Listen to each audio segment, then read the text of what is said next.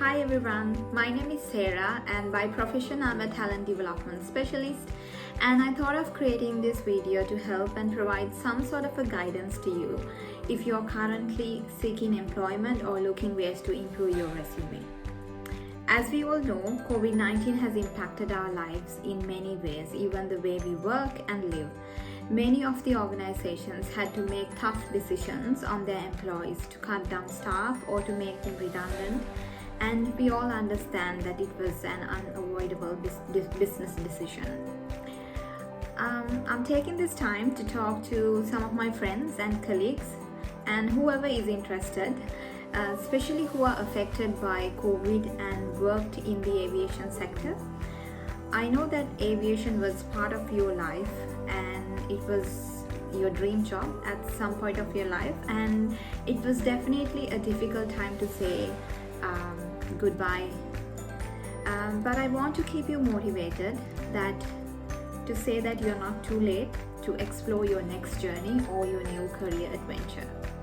So if you are currently looking for jobs and if you are currently working on your resume, what I'm going to say will be useful, so stay tuned. So I would like to come up with 4 important points when you are building up your resume. The first would be to decide on an appropriate resume format. So there are different kinds of resume formats currently available, and if you do a Google search, you will find different formats. And when you are selecting a format, it should actually match the job that you are applying. And for an example, if you're applying for a graphic designer role, you can select a format that is visually busy. Or maybe if you're applying for a finance assistant role, your resume is completely different from a graphic designer's resume.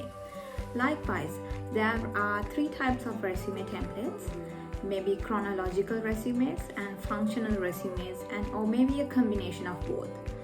So a chronological resume is a format that lists your experience in a reverse chronological order, leading with the most recent information first, and it is a most traditional format. And also a functional resume is a format that focuses more on your relevant skills rather than the work history. So it focuses on your skill set and is best if there are gaps of time in work history, or if there is a shifting of careers with little work experience in the industry you are seeking to enter.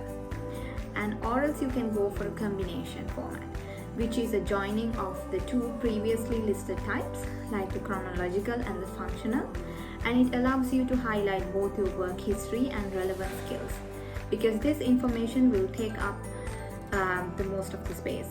So you may need to exclude other information such as your volunteer work or special interest. And this is most flexible type of format, and maybe decide if you are looking to tailor the information on your resume for several different potential positions. And the second tip is listing your experience, skills, and quantify your accomplishments. So I would rather suggest to use bullet points rather than paragraphs, and also use strong action verbs. So action verbs could be if you're coming from a customer service industry, you can use referred, suggested, listened, influenced, motivated, presented. And if you have held a leadership position, it could be improved, navigated, prioritized, produced, proved. And if you are a numbers person or maybe coming from a finance background, could be administered, determined, projected, extracted, analyzed, sort of strong action verbs.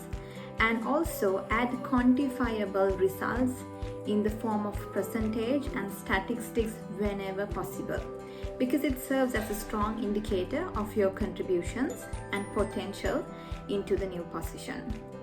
And the third tip is include educational experiences. So unless you are a recently graduated or you have recently acquired a degree, it is common practice to place educational history at the end of the resume. List the relevant degrees or certificates that make you qualified for this job. And the last tip is keep your referee details ready with you. I would not suggest to include your referee details into the resume because nowadays data privacy and also sharing information, your referees would not like to have your information being shared. So but then if you have been redundant recently from your role, or if you're looking to shift, or if you're moving from one country to another, make sure you have your referee details handy. Like just send them an email, or maybe like let them know that you will be seeking for new roles, and then let them know that at some point you might contact them if it's required.